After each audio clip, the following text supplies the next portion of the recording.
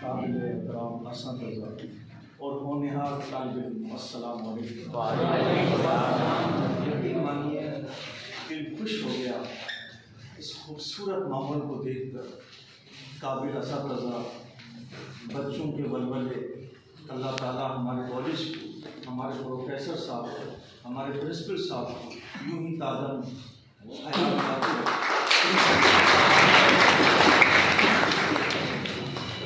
علامہ اقبال رحمۃ اللہ علیہ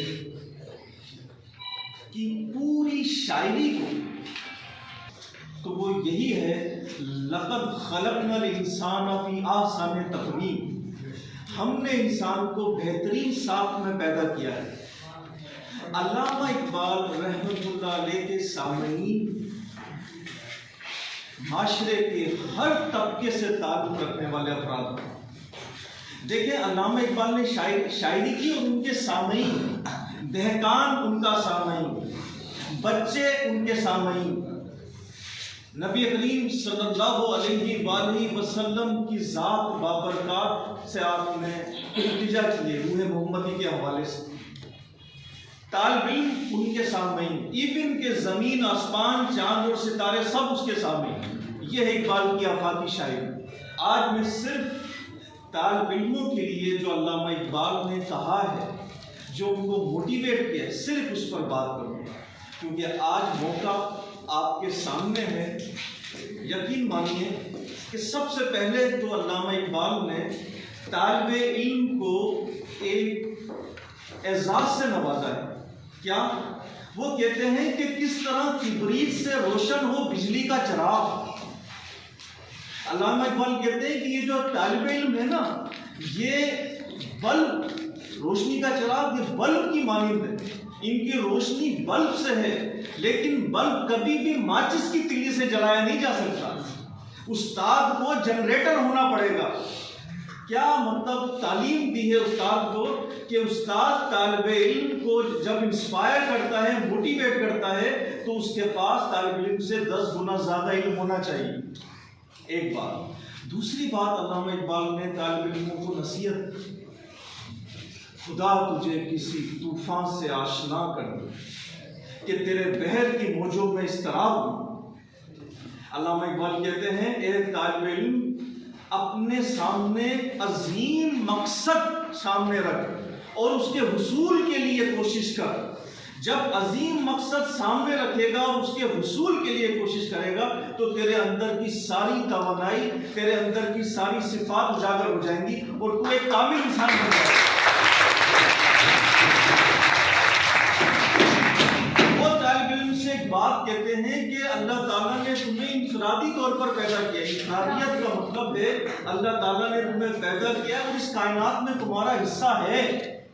جیسے ایمرسن کہتا ہے کہ وہ اللہ تعالیٰ نے انسان کو پیدا کیا ہے اور اس کے لیے مخصوص ایک مقام رکھا ہے، لیکن اس مقام تک پہنچنے کے لیے مسلسل محنت، مسلسل عرق ریزی، مسلسل کوشش درکار ہے، تب جا کر بقول غالب کے دام بھر موج میں ہے حلقۂ سب کام نہنگ، دیکھیں کیا گزرے ہے قطرے پہ گوہر ہونے تک۔ یعنی مسلسل تو فائٹ کرے گا، مسلسل کوشش کرے گا تو تیرے اندر کا جوہر موتی میں تبدیل ہو جائے گا۔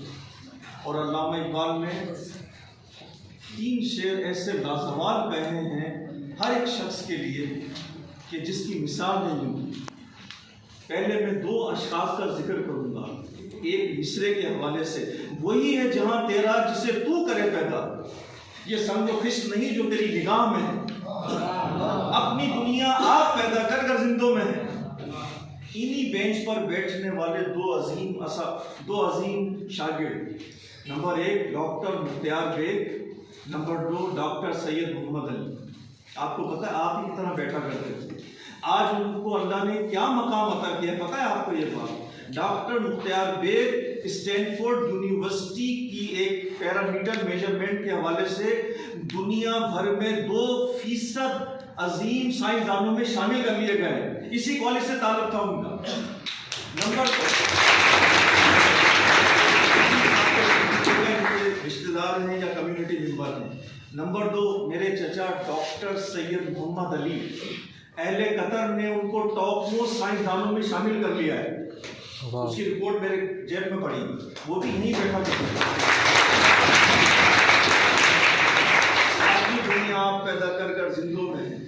اسیری کے حوالے سے 3 اشعار کہوں گا. اسیری قید, اپن کہتے ہیں نا قید کر لیا, قید کر لیا. علامہ اقبال کیا فرماتے ہیں؟ ہے اسیری اعتبار افزا جو ہو فطرت بلند, قطرۂ نیساں زندان صدف سے ارجمن. مشک افزر چیز کیا ایک لہو کی بوند ہے, مشک ہو جاتی ہے جا کر نافہ آہو میں بند. اور ہر کسی کی پرورش کرتی نہیں قدرت مگر, کم ہے وہ طاہر جو ہے دام و کفت سے بہرا مند.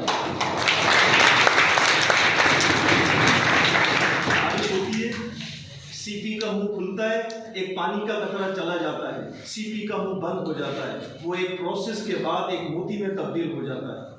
خون کا قطرہ ہرن کی ناف میں چلا جاتا ہے, ناف کا منہ بند ہو جاتا ہے. ایک عرصے کے بعد وہ قطرہ مشک میں تبدیل ہو جاتا ہے. کہتے ہیں مشک اور رشک چھپائے نہیں چھپتا. ایک ہرن کو بھگت کبیر یاد آ گئے.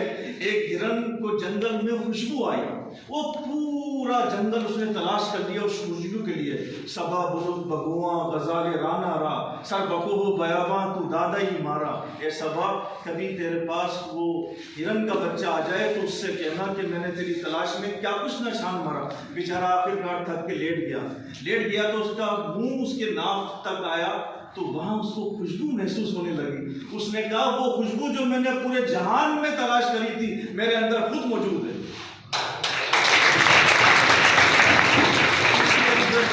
ایک لہو کی بوند ہے, پھر ہر کسی کی پرورش نہیں قدرت مگر, کم ہے وہ طاہر جو ہے دام و کفت سے بہرا مند. ورلڈ وار 2 میں ایک شخص جنگ کا انتظار کر رہا تھا. ایک بات کلک ہوئی, موت ہو یا جیت میرے پاس خود آئے گی, مجھے پریشان ہونے کی ضرورت کیا ہے. اس نے کافی قلم مانگی, وہ لکھنا شروع کر دیا. بھائی باہر آیا تو وہ اکیڈمک منسٹر بن چکا تھا.